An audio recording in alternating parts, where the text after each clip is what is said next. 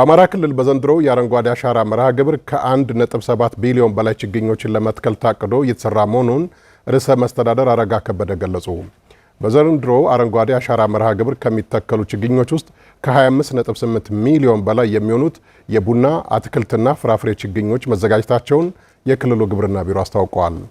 የዘንድሮን ክልል አቀፍ የችግኝ ተከላ የንቅናቄ ማስጀመሪያ ርዕሰ መስተዳድር አረጋ ከበደና የክልሉ መንግስት የሥራ ኃላፊዎች በሰሜን ሜጫ ወረዳ አንጉቲ ቀበሌ አስጀምረዋል። አብዮት ከፋለ ተጨማሪ አለው።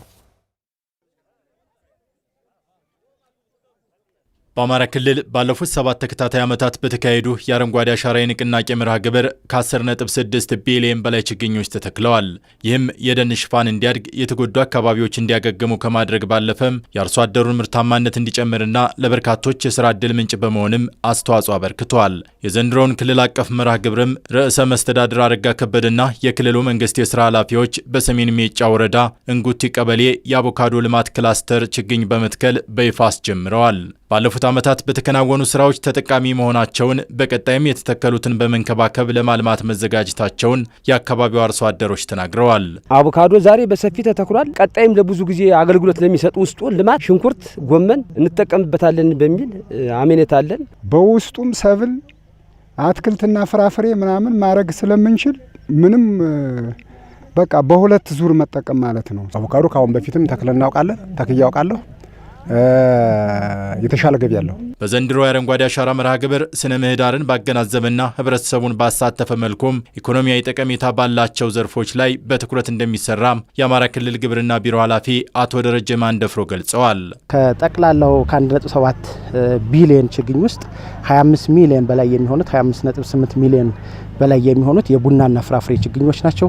በተለይ ደግሞ ይሄ የምንገኝበት ሰሜን ሜጫ ወረዳ የአቮካዶን በተለይ የሃስ ዝርያ ለዓለም ገበያ ከፍተኛ ተፈላጊ ምርት ከመሆኑ ጋር ተያይዞ ኤክስፖርትም ጭምር እየተደረገ ያለ ምርት ነው። ስለዚህ አርሶ አደሮቻችንን ከራስ ፍጆታ አልፈን ለአካባቢ ገበያና ለዓለም ገበያ የማስተዋወቅ ለዛ በስፋት እንዲያቀርቡ ታሳቢ ተደርጎ ነው እዚህ ላይ እየሰራን ያለ ነው። በክልሉ ባለፉት ዓመታት በአረንጓዴ አሻራ ልማት ከፍተኛ ለውጥ ማምጣት ተችሏል ያሉት ርዕሰ መስተዳድር አረጋ ከበደም በዚህ ዓመትም ለአትክልትና ፍራፍሬ ቅድሚያ ተሰጥቶ እንደሚሰራ ገልጸዋል። በዚህ ዓመት በዚህ በምዕራብ አማራ ቀጠና በዋነኛነት 2 የአትክልትና ፍራፍሬ ልማት ላይ የምናተኩርባቸው የአትክልትና ፍራፍሬ አይነቶች አሉ። የመጀመሪያው ቡና ነው።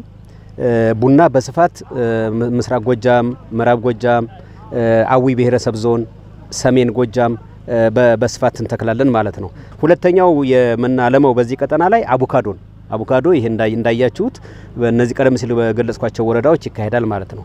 ሁለተኛው በምስራቅ አማራ ቀጠና በተለይም ደግሞ ከሸዋሮቢት እስከ ራያ ድረስ ያለው የራያ ቫሌና የጫፋ ሸለቆ ብለን የምንጠራው ሙዝና ፓፓያ የምናለማባት ነው። ይሄ ማለት በዋነኛነት ገለጽኩት እንጂ ሌሎችም የአትክልትና ፍራፍሬ አይነቶች አሉ ማለት ነው።